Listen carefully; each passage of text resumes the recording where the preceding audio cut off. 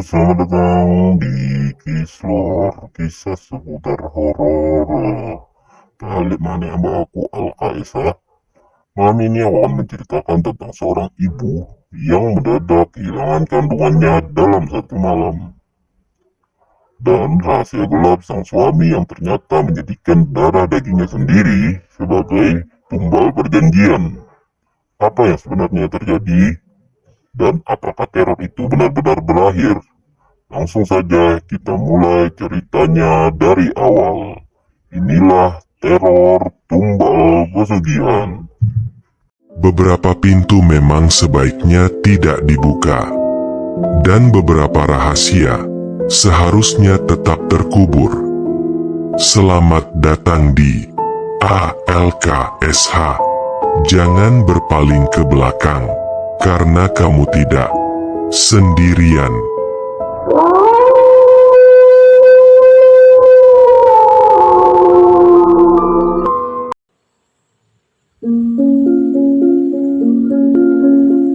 Awalnya semua terasa normal. Aku dan Arga sudah 5 tahun menikah. Ketika akhirnya aku dinyatakan hamil, kebahagiaan itu seperti doa yang dikabulkan setelah penantian panjang. Arga terlihat sangat senang, bahkan terlalu senang. Namun memasuki bulan keempat, ada hal-hal ganjil yang mulai kurasakan. Perutku membesar lebih cepat dari seharusnya. Dokter sempat terlihat bingung saat memeriksa hasil USG. Perkembangannya berbeda, katanya pelan, seolah tak ingin membuatku cemas. Arga menggenggam tanganku erat, terlalu erat. Malam-malamku mulai dipenuhi mimpi buruk. Aku sering bermimpi berdiri di tengah ruangan gelap, mendengar suara bayi menangis. Tapi tangisku justru terdengar lebih keras dari suara itu. Suatu malam, aku terbangun karena merasa ada yang bergerak sangat kuat di dalam perutku. Bukan sekadar tendangan bayi, tapi seperti sesuatu yang berusaha keluar. Dan saat aku menghitung kalender, usiaku baru 6 bulan. Tapi ukuran perutku seperti 9 bulan. Perubahan itu semakin terasa aneh. Dokter yang biasa menanganiku tiba-tiba tidak bisa ditemui. Rekam medisku seperti menghilang. Setiap kali aku bertanya pada Arga, ia selalu berkata, "Kamu terlalu banyak pikiran." Namun aku mulai melihat sesuatu yang tidak bisa dijelaskan. Arga sering keluar rumah tengah malam. Ia membawa tas kecil dan kembali menjelang subuh dengan wajah pucat. Di saku bajunya, aku pernah menemukan serbuk hitam seperti abu. Suatu hari, aku mengikuti diam-diam. Mobilnya berhenti di sebuah rumah tua di pinggir kota. Lampunya redup. Ada beberapa orang berjubah gelap berdiri melingkar di halaman. Dan di tengah lingkaran itu, ada kain putih terbentang. Jantungku berdegup kencang. Arga berdiri di sana, dengan wajah yang tidak pernah kulihat sebelumnya. Rasa sakit itu datang tanpa peringatan.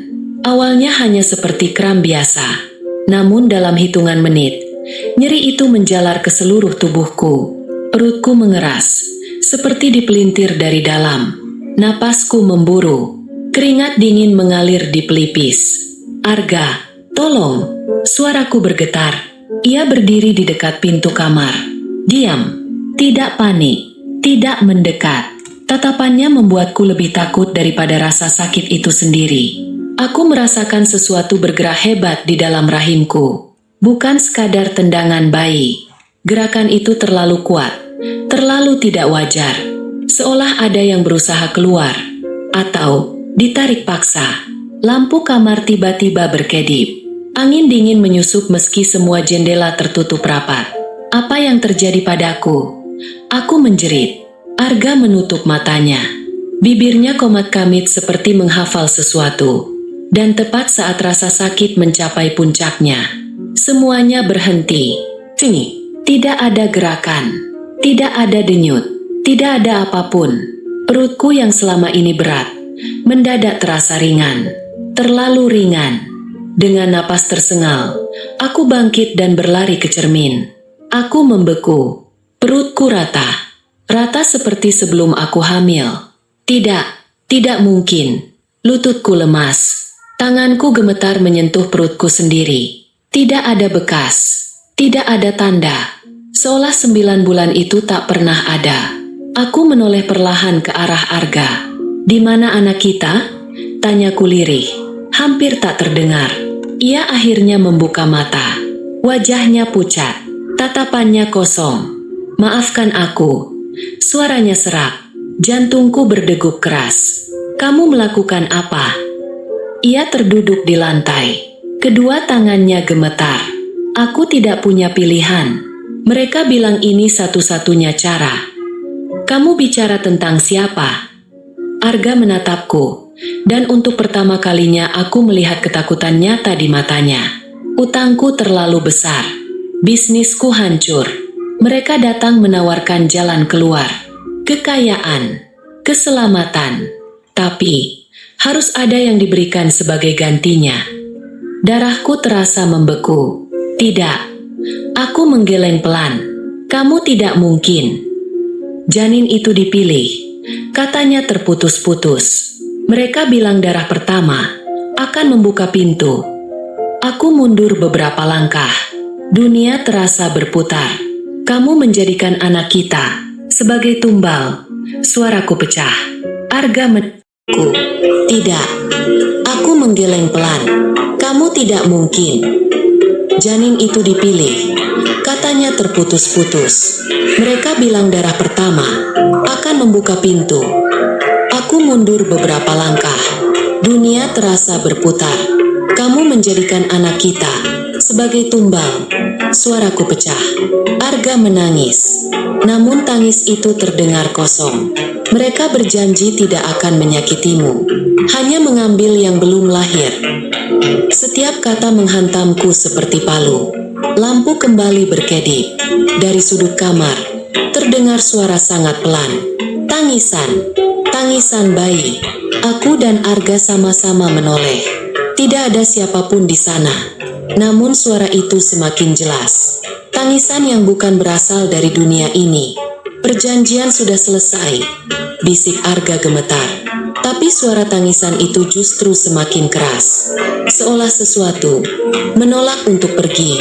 Dan di detik itu aku sadar, apapun yang telah ia lakukan, pengorbanan itu tidak benar-benar menghapus keberadaan. Sesuatu telah diambil, namun sesuatu juga telah dilepaskan. Aku tidak lagi bisa membedakan mana malam dan mana siang. Sejak perutku mendadak rata, tubuhku terasa kosong. Namun rumah ini justru terasa semakin penuh. Tangisan itu tidak berhenti. Awalnya hanya terdengar menjelang tengah malam. Pelan, seperti suara bayi yang lapar. Namun lama-kelamaan, suara itu muncul kapan saja. Dari dapur, dari kamar mandi, bahkan dari dalam lemari pakaian. Aku mencoba meyakinkan diri bahwa semua itu hanya trauma. Namun suatu sore, ketika aku duduk sendirian di ruang tamu, kursi goyang di pojok ruangan bergerak perlahan, tanpa ada yang menyentuhnya. Krek, krek, gerakannya pelan. Seperti seseorang sedang menenangkan bayi. "Cukup," bisikku sambil menutup telinga. Arga semakin jarang bicara. Ia terlihat lebih pucat dari hari ke hari. Matanya cikung. Setiap malam ia terbangun dengan napas terengah, menatap sudut kamar dengan ketakutan yang tidak bisa disembunyikan. "Ada yang berdiri di sana," katanya suatu malam, menunjuk ke arah pintu. Aku tidak melihat apapun. Namun suhu kamar mendadak turun drastis. Napasku membentuk uap tipis di udara. Lalu terdengar lagi. Tangisan itu. Kali ini tepat di samping telingaku. Aku menjerit dan terjatuh dari tempat tidur. Di cermin lemari, aku melihat sesuatu yang membuat darahku membeku. Bayanganku berdiri di sana. Namun perut bayangan itu membesar seperti 9 bulan. Dan ada tangan kecil menekan dari dalam. Aku memalingkan wajah, tapi bayangan itu tetap ada. Ia tersenyum tipis, perlahan, menyeramkan. Keesokan paginya, bekas tangan kecil muncul di dinding kamar. Jejaknya seperti noda basah, membentuk 5 jari mungil. Arga melihatnya. Ia langsung terduduk. "Mereka bilang setelah ritual selesai, semuanya akan tenang," gumamnya putus asa. Tenang, aku tertawa getir. Anak kita tidak pernah tenang. Malam berikutnya menjadi puncaknya. Lampu rumah padam total. Tidak ada angin, tapi pintu-pintu terbuka dan tertutup sendiri. Tangisan itu berubah menjadi suara yang lebih jelas. Bukan hanya menangis.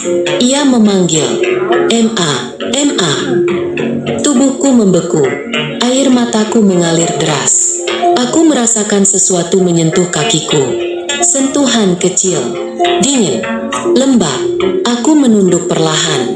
Ada bekas telapak kaki bayi tercetak di lantai, menuju ke arah kamar Arga. Arga berteriak dari dalam kamar. Suaranya penuh ketakutan. Aku berlari menghampiri. Ia terduduk di lantai, menatap langit-langit. Di atas tempat tidurnya, bayangan kecil bergelayut terbalik, seperti menempel di plafon. Siluetnya samar, tapi cukup jelas untuk membuat napasku berhenti. Dua mata kecil menyala redup dalam gelap. Tangisan itu berubah menjadi tawa lirih. Bukan tawa bahagia, tapi tawa penuh dendam. Arga menangis. Aku menyesal. Aku menyesal. Namun penyesalan tidak menghentikan apapun. Bayangan itu perlahan turun. Dan saat kakinya menyentuh lantai, aku bisa merasakan satu hal dengan pasti. Perjanjian itu tidak pernah tentang memberi dan menerima. Ia tentang mengambil, lalu menuntut lebih. Dan kini, sesuatu sedang menagih janji yang belum lunas. Malam itu terasa berbeda. Tidak ada angin, tidak ada suara kendaraan di luar. Dunia seolah berhenti, menyisakan rumah kami dalam keheningan yang menekan dada. Arga terduduk di lantai kamar, tubuhnya gemetar. Bayangan kecil itu berdiri beberapa langkah darinya. Sosoknya samar, namun cukup jelas untuk membuat jantungku nyaris berhenti. Mata kecil itu menatap, bukan dengan polos, tapi dengan tuntutan. "Ma, Ma." Suara itu memanggil lagi. Kali ini bukan dari sudut ruangan, tapi dari dalam kepalaku. Aku merasakan perutku kembali nyeri. Bukan seperti sebelumnya. Rasa sakit ini lebih dalam, lebih emosional. Seolah rahimku mengingat sesuatu yang telah direnggut paksa. Arga merangkak mundur. Aku sudah memberikan yang diminta. Kenapa masih kembali? Teriaknya putus asa. Lampu menyala sendiri. Dinding kamar dipenuhi bayangan tangan-tangan kecil. Tangisan itu berubah menjadi suara gema yang memenuhi ruangan. Lalu aku mengerti. Ini bukan tentang tumbal semata. Ini tentang ikatan. Ikatan seorang ibu dan anak. Tidak bisa diputus hanya dengan ritual gelap. Aku tidak pernah merelakanmu. Bisikku dengan air mata mengalir. Bayangan kecil itu menoleh ke arahku. Untuk pertama kalinya, aku tidak merasakan ketakutan. Aku melangkah maju. Kalau ada yang harus dibayar, biar aku yang membayar. Jangan dia. Kataku lirih namun tegas. Arga menatapku panik. Jangan. Mereka akan mengambilmu juga. Namun bayangan itu justru mendekat padaku, bukan padanya. Tangannya yang kecil dan dingin menyentuh jemariku. Sekejap, semua suara berhenti. Rumah kembali sunyi. Bayangan tangan di dinding menghilang satu persatu. Arga menjerit ketika tubuhnya tiba-tiba terangkat sedikit dari lantai, seolah ditarik oleh sesuatu yang tak terlihat. Wajahnya penuh teror. "Maafkan aku," teriaknya. Namun permintaan maaf itu terlambat. Dalam hitungan detik, tubuhnya terjatuh kembali, tak bergerak. Cing, tangisan bayi tak terdengar lagi. Bayangan kecil di hadapanku perlahan memudar. Sebelum benar-benar hilang, aku mendengar satu bisikan terakhir. "Ma." Air mataku jatuh tanpa suara. Pagi harinya, rumah terasa kosong. Arga tidak lagi bernyawa. Tidak ada luka. Tidak ada tanda kekerasan. Hanya wajah pucat dan mata yang terbuka lebar. Polisi menyebutnya serangan jantung mendadak. Mereka tidak pernah tahu apa yang sebenarnya terjadi. Sejak malam itu, teror berhenti. Namun setiap kali aku berdiri di depan cermin, kadang aku melihat bayangan kecil berdiri di belakangku. Bukan dengan kemarahan, melainkan dengan senyum tipis. Dan aku sadar, Beberapa kehilangan tidak pernah benar-benar pergi. Mereka hanya berubah cara untuk tetap tinggal. Jadi teman-teman, kesimpulan dari cerita ini, keserakahan dan pilihan gelap membawa akibat yang tak terbayangkan.